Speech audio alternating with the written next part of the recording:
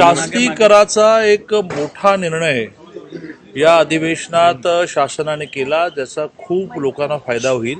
गेले अनेक दिवस हा विषय पेंडिंग होता.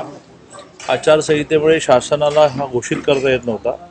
आचारसंहिता ज्या क्षणी संपली त्या क्षणी माननीय एकनाथजी राज्याचे मुख्यमंत्री आणि माननीय देवेंद्रजी राज्याचे उपमुख्यमंत्री यांनी हा घोषित केल्यामुळे नॉट ओन्ली पिंपरी, महाराष्ट्रातल्या जिथे जिथे अशा प्रकारच्या बांधकामाला तिप्पट दंड बसला होता तो आता माफ झाला. निवडणूक आयोगाला शिवीगाळ प्रकरणी व्हिडिओ व्हायरल होते, काही त्याचा फरक पडत असं संजय राऊतांकडून सांगितलं. अधिवेशनात या अधिवेशनात दिसतील काही शपथविधी आणि आता त्याची टेक्निकॅलिटी असते.